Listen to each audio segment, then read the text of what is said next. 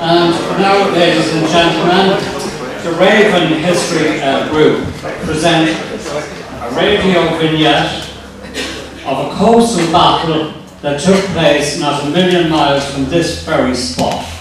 Now, for more information on that battle, let me hand you over to Sean O'Gorman and Jim Monks. Anyway, I'll pass you over to Sean and Jim.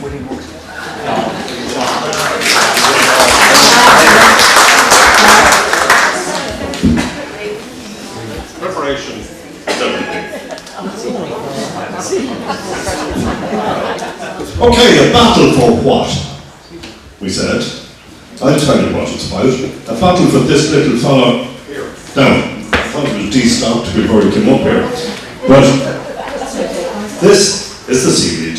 The fruits of the seashore. I own it, says one. No, you don't, says the other.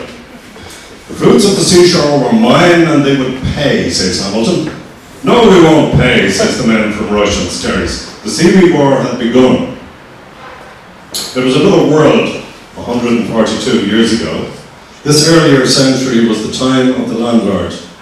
The micro-obelisk in the Skerries bears the inscription, erected in the memory of James Howells Hamilton, Esquire, MP, a man that was adored by his vassals and acolytes, and despised silently by his serfs and enslaved. And that silence was broken when the free harvesting of the weeds suddenly and unexpectedly had a price put on its head.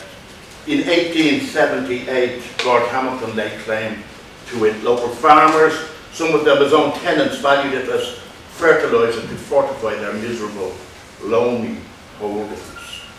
It all started at the foot of the legal ladder, a realm within the comfort zone of his lordship, whereupon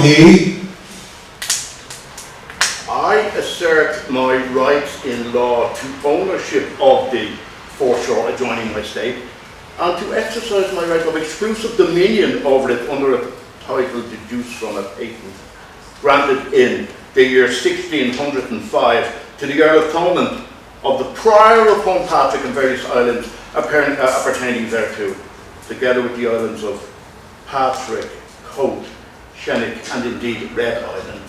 Fancy words indeed, but perhaps more fanciful, as his lordship failed to produce a scrap of evidence to back up his ownership assertions. The poor magistrate of the humble petty sections at Balbriggan was more than happy to kick the matter upstairs to the Swords Quarter Sessions.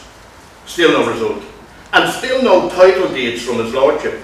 So off to an airing at the summer assizes in Drogheda, and Hamilton began to relax.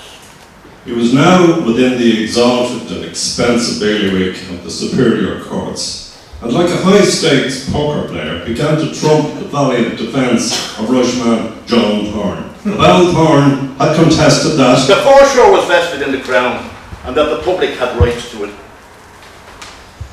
Hamilton won the case. But Thorne managed to wrench an order from the court for a retrial on the basis that the verdict was patently inconsistent with the evidence. A nice way of saying that Thorne and the Rushmen were within their rights, but his lordship had to be the winner here. And still he wouldn't settle. By now his legal fees had substantially exceeded any income from the seaweed. For him, it was now a matter of principle. The Court of Common Pleas again found for Hamilton, but the Rushmen reckoned that their benevolent lord would desist from pursuing each individual to assert their newly legalised rights. The focus was now on Shennick Island, or half an island, with access of low water springs, with plenty of weed to harvest. It was tough work ploughing through the mud and tangleweed to the island. Many a time, the incoming tide locked them in overnight, and many a load was lost as the sea rushed in and claimed those setting out too late for the mainland. But no, he would not let it go. Incandescent with rage, he gave his lackeys orders to dig a deep trench opposite the entrance to the foreshore, opposite Shennick Island. Matters of an extrajudicial nature ensued, and the pathetic trench was quickly filled in by the Rushmen. His lordship took a different tack. Damn it and damn the expense. Build a defensive wall around the island to keep these wretched peasants from stealing my weed. Incredibly, the wall was built. to the consternation and amusement of all in Fingal. It had little effect, alas, as the Rushmen came in their droves with picks and shovels. They demolished the wall. From now on, the gloves were off. His Lordship contacted his chum, the Chief of Police. You will take every measure to apprehend these criminals from stealing my property and destroying my defences. Law and order are breaking down before my eyes, and in my own barony. I want this insolence resisted and nipped at the bud. Otherwise, anarchy is certain. The ditch and the wall were replaced by 100 burly constables who resisted the returning Rushmen in the shallows off the south strand. People of Skerries watched from the shore. Alas, the blue line held, and the ringleaders were manacled and dragged to the barracks. The resulting court case was a farce. You see, Hamilton had no sway here. The prosecutions collapsed due to lack of evidence, and a token defendant was thrown into Kilmainham jail for a couple of weeks. In the rarefied heights of the Irish judiciary, the Master of the Rolls, no less, rode in behind his Lordship. He granted a perpetual injunction against the pesky trespassers. The Seaweed was as much as Hamilton's property as the cabbage in his garden.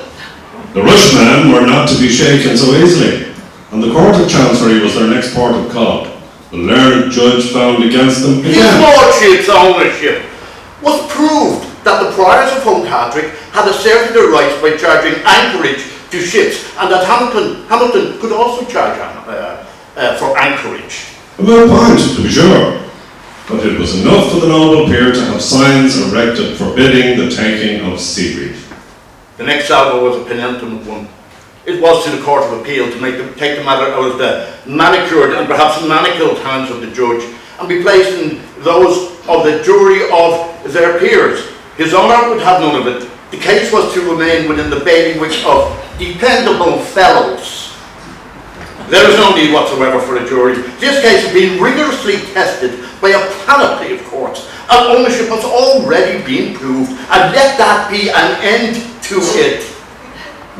The Rushmen have one last roll of the dice, to the House of Lords no less, seeking to leave to take the case as impoverished suitors. The noble lords took their time. After careful consideration, they refused the petition. It took them a full year. Justice delayed was justice denied. Hamilton drove the knife deeper into the belly of his tenantry. From thence there will be a levy on seaweed at the rate of 1 shilling per load. But that was not the end of the affair. There was a tail to this sorry saga of avarice. Bailiffs were beaten up, fracas and skirmishes were fought in the lanes of Ballyhavel and Lochshinny and along the Shenny Causeway. The payments officially lasted until 1946, but after independence the big houses were laid bare, or burned as the gentry fled back to their mainland. So now the seaweed levy had lost its legs. This is more than a story about seaweed. It is a tale of suppression and the circling of the wagons against the rights of the impoverished. To be sure, the Rushmen were thwarted at every turn by Hamilton's legal cabal. Their legal battles were lost, but theirs was a stunning victory in shining a light on just another immoral practice of the ruling class. Anyway, enough of this philosophical talk. I'm away to dig a bucket of spuds for the tay.